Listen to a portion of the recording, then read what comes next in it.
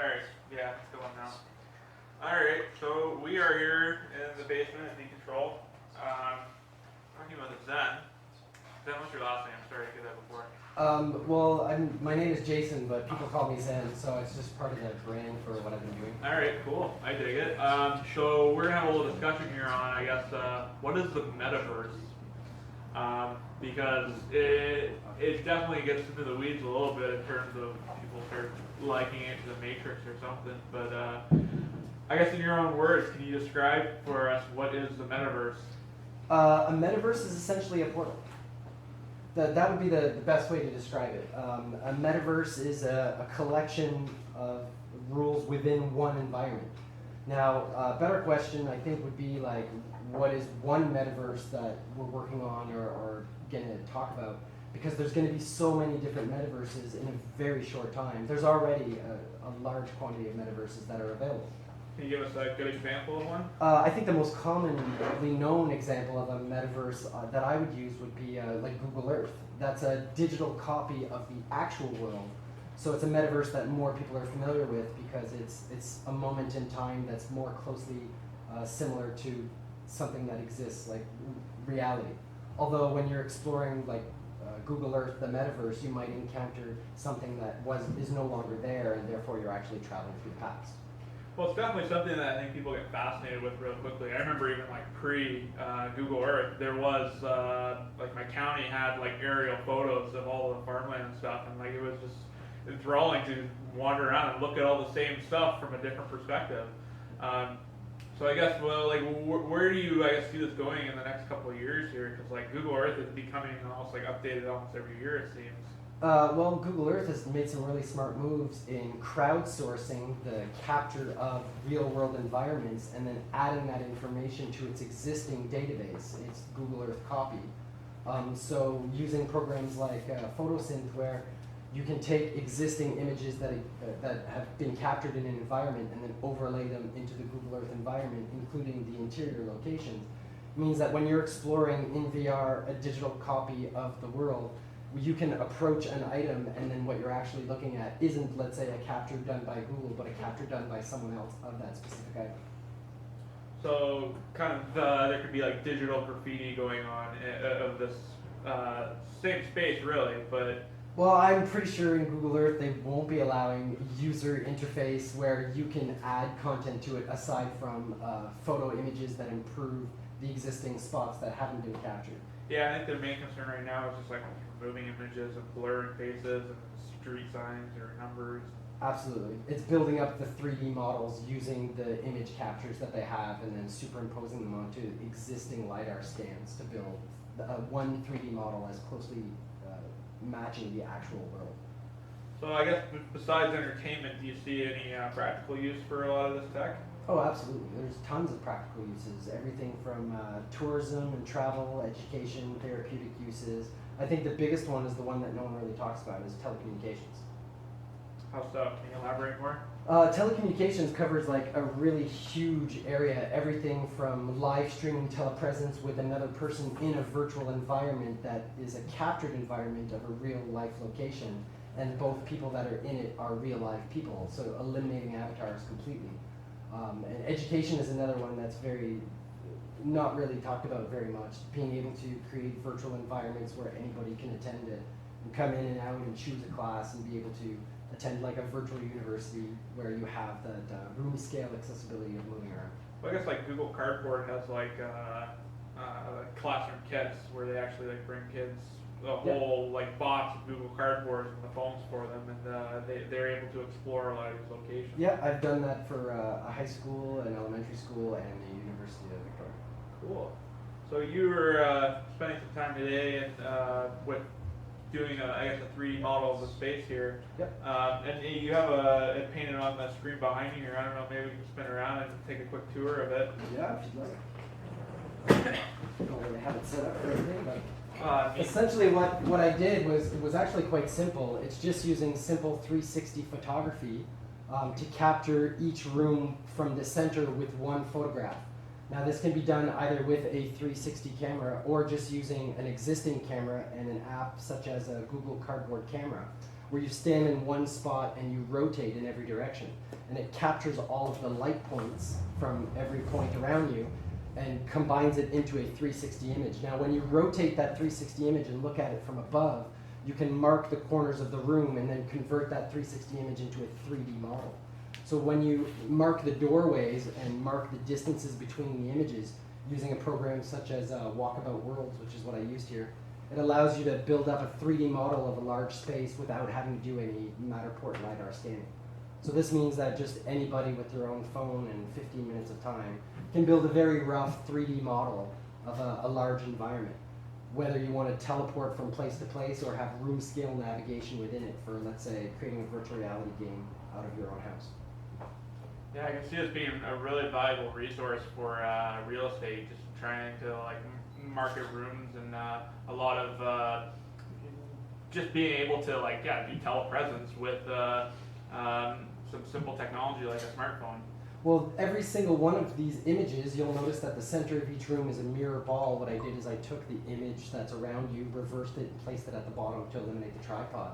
But they're also geo-positioned mirror balls, which means that they know their position relative to each other and relative to themselves on the Earth and space, which means this can be added to Google Earth or any other virtual reality platform based on Earth and put as the inside of one of those three-dimensional buildings in Google Earth. So that when you're roaming around in that particular metaverse, you can enter into and explore a region where before you couldn't because the Google cars have not gone indoors. But now they are, crowdsourced. Oh yeah, like now they have the backpacks of like with the three-dimensional cameras or the 360 cameras. And like I said, just with your phone rotating around, you have a backpack essentially just in your hand. I'm terrible at driving this thing with just a mouse, but yeah, I'm just in the washroom right now. So everyone who watches the BLOCKTALK channel has seen the basement in some way, but it's very cool to see it in this whole new, it's this whole new medium really. Yeah. And it's not like you need a traditional VR set for this. But it definitely changes the experience from just being a room that you drag around to suddenly being in a room that you can walk around in. And it's very familiar because it's this actual environment. Now it's way more accurate if I were to just use this existing camera and capture, let's say, a 4K 360 video from this very seat. But the neatest feature is that when you have a duplicate of your actual environment and then enter into it in VR, any activities that take place are suddenly augmented reality. So if I put my camera here and captured this in 360 and then added green screen, cats running around, then when I load it up in VR, if I'm sitting in the same spot, then those suddenly are augmented reality cats. Interesting. I know I got a Gear VR was one of my first intro to real like a VR system, and it is just your mobile phone and like a fancy headset. But the weirdest thing that I discovered with it was if you go to like just the start menu, it uses your phone camera and puts it on your screen. So then I just like walked through my house using my phone camera as my vision.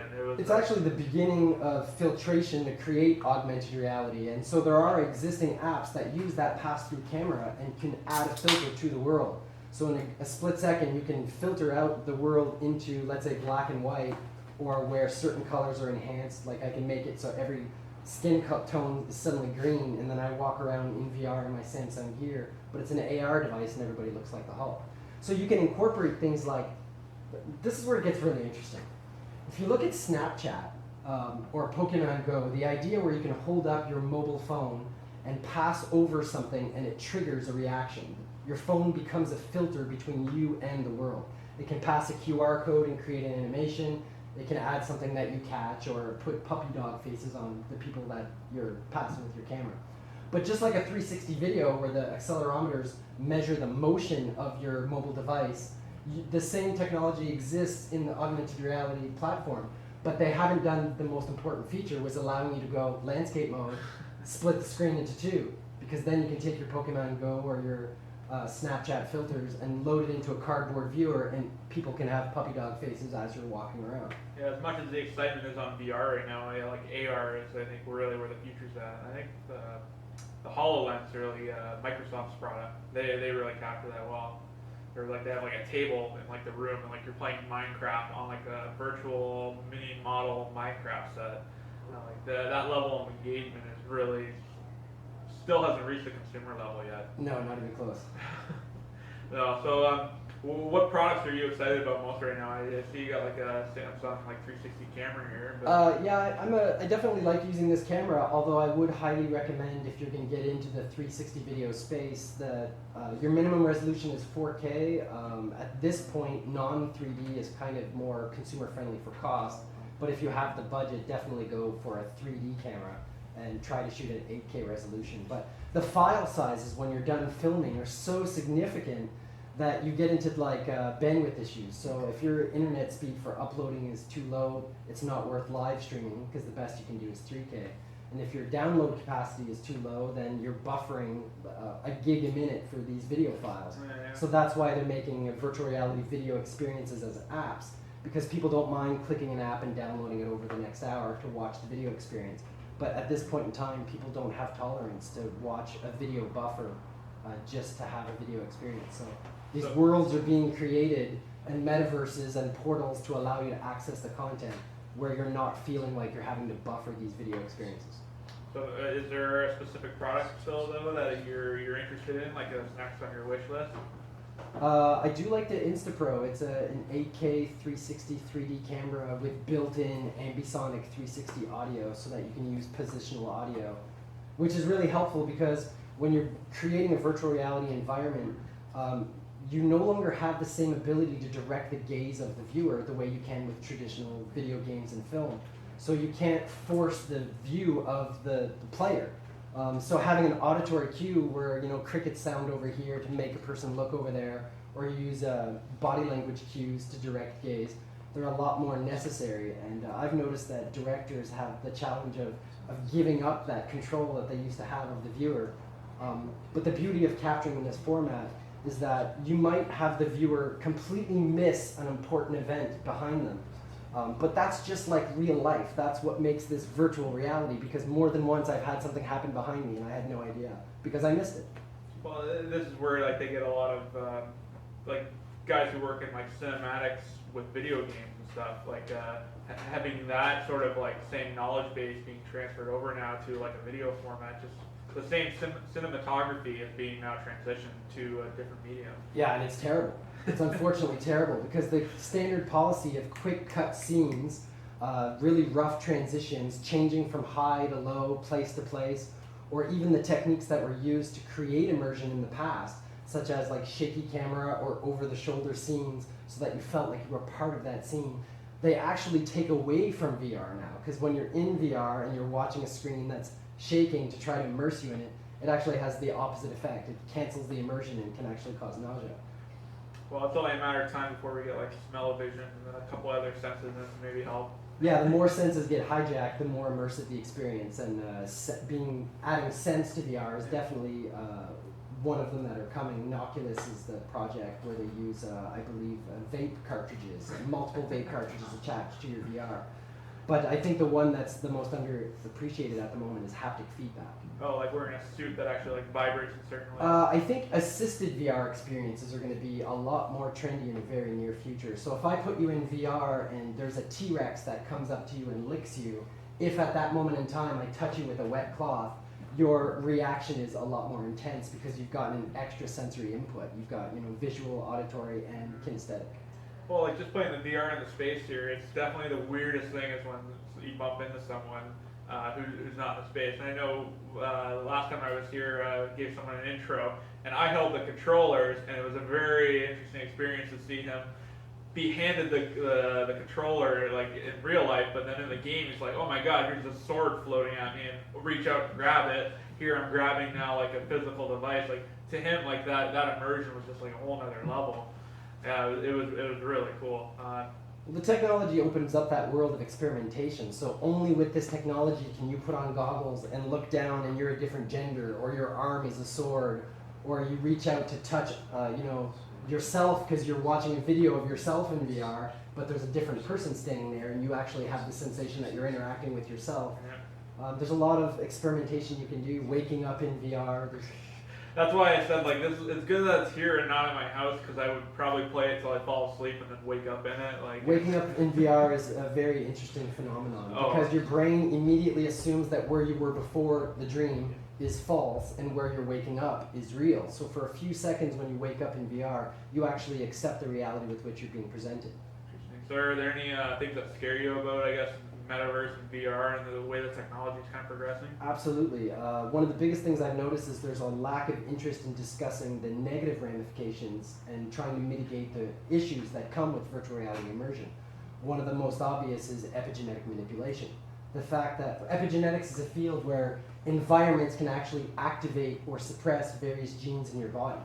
So the more immersive a virtual environment, the more likely that it can have these epigenetic effects on an individual. So virtual environments can have effects on your genes, and we don't really discuss this, and there's not very much interest in doing research in this area yet. So you have like PTSD from like playing too realistic of a VR. Absolutely, but you can do things like potentially change the fetus of a baby of a pregnant woman who experiences a high cortisol response to a fear-based reaction in VR. Interesting. I'll take this opportunity to open up to the room here, guys. If you guys have any questions for Zen on the Metaverse. Yeah. Not about like Metaverse specifically, but about video in general, 3D video. You say, and I experienced by myself many times when you watch a 3D video, there is a main sense just floats around you, and there is a lot of situation when something happening behind your back, which you're losing, because it's not every time I'm watching this 3D video sitting on this spinning chair, so I cannot physically just turn 360 around me and to follow. What's the problem to prevent just to actually follow and spin a camera, and what I always in front of me will see the main action, because like movie makers knows particularly where is like main thing going on, and in my VR headset understand where I'm looking, like where is my front, where is my default front position.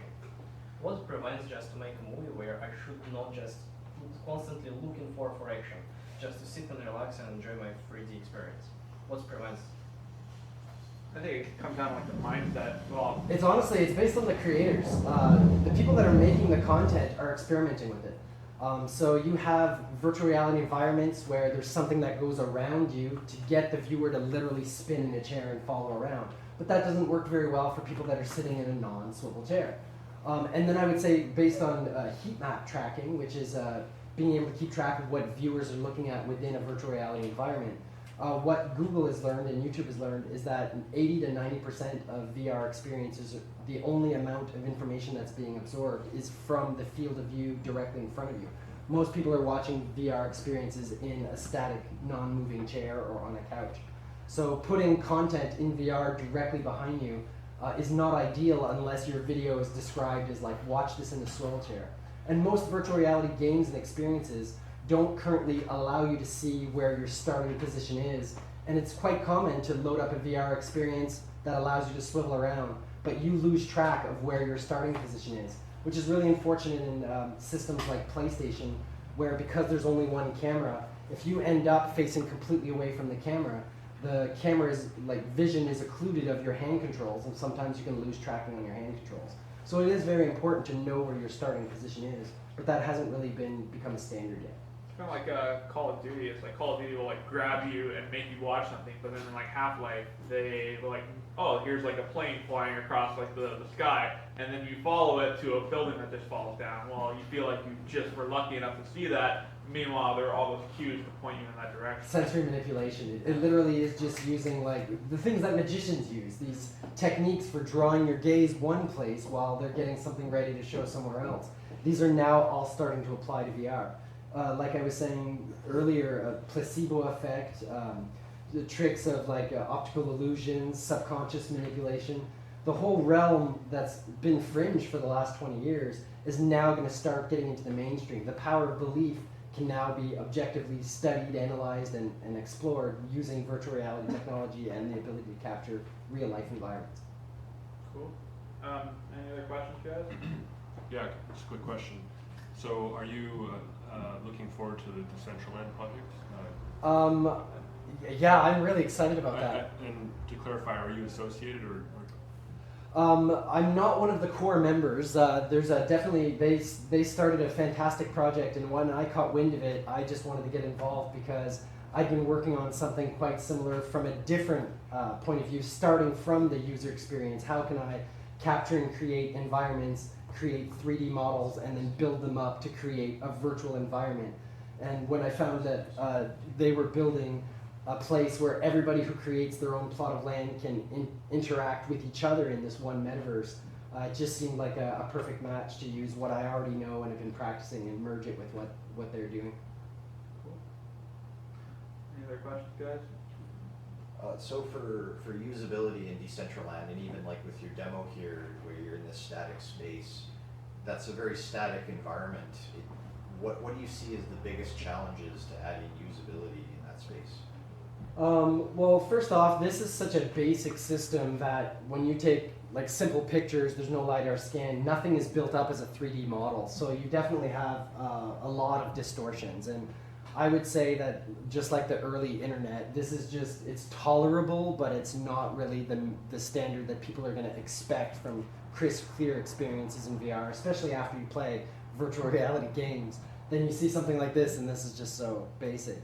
But it does offer the ability to rapidly create the environments. But again, there's no motion in it, there's no activity. But that's kind of the benefit of this, is because the ability to create these environments without having all of that interactivity means that the size of the blockchain doesn't have to be as big. So we can solve some of the early problems with a lot of environments with little motion before we start adding complex motion. If I could have created, rather than one of these being an image, being a 360 video with someone like dancing in it, then one of these rooms could be in motion. But the methods for storing that data definitely become a challenge, especially when you transition into like live streams. But that's where you link them. Instead of having the mirror ball being in Decentraland, that mirror ball allows you to link to a 360 video that might be hosted on YouTube or something. So I have a question, and this is a discussion I had earlier with David about events. So I want to go to a great event, but when you talk about events, then advertising becomes an important issue.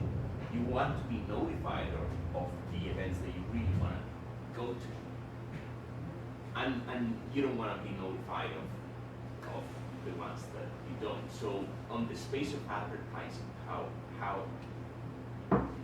does it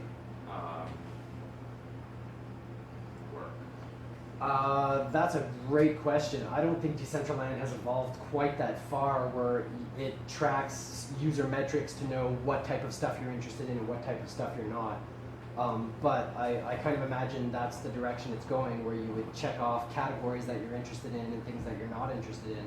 And I don't know exactly what the user interface would be, whether it's going to have like tracking controls for your hands and it can bring up a watch and give you the ability to see, receive messages, or if it'll just be like a message board that appears maybe above you or below you to give you telecommunications, whether you're getting a phone call in, a message in, an invite to a room or to an event. That's kind of something that exists now. Right now it's set up for just search, which is really unfortunate. It's very much like the internet and Google's very basic interface of you have to know what you're looking for and use either voice activation or run a search for it. It doesn't operate very cleanly in categorization where you can say, I want to see what music's available, what music is live streaming right now that I can attend in VR, and now I want the door to appear that I go through to take me to that place. But that's where augmented and virtual reality are inevitably headed. So what's your favorite application that exists today for like VR and AR? That's a really tough question. I'm partial to a lot of them. There's so many. VTime is the most underrated one of all, because it doesn't even require VR, although it does get enhanced by VR, and it allows anybody to meet up with other people inside of a virtual environment. And the reason I like that one is because I've captured over 2,000 videos. I've captured every major city and tourist attraction in Canada, coast to coast, in VR 360 format. So when I meet up with other people in VTime, the environment we're in is one of mine. So I'll be like, oh, I saw a bear the other day. Boop, now there's the bear in front of us. And oh, it's getting too close to you. Now we're at Niagara Falls. So it's kind of like video chat, but it's done 360. Yeah, unfortunately, it only operates with avatar bodies, but I have a program I've worked on my own that eliminates avatar bodies and includes actual real life people, so full body language integration. One of my favorite is a game called Geoguessr. So you get dropped somewhere random in Google Maps, and then you're forced to like look around and then figure out where the hell you are in the world with Google Maps. So sometimes it drops you in the middle of the desert, and you're like clicking for a while. I'm like, there is nothing here to tell me where I am. Like you are lost in VR. So Well, if we're picking games, I definitely would have to say Star Trek Bridge Crew. I don't know if everyone here has tried it. I know. But you're on the bridge of the Enterprise, obviously you're in VR, and you're with 2 or 3 of your friends. You can see their arms and their hands, and you can hear them, and you're interacting with them, and you all have a role in the spaceship. So it's like, okay, the captain is like, Helm, I need you to change heading, you fire missiles, engineer, give me more power. And you and your friends are navigating a starship through virtual space, a meta universe, and they're about to add the ability to bump into other ships.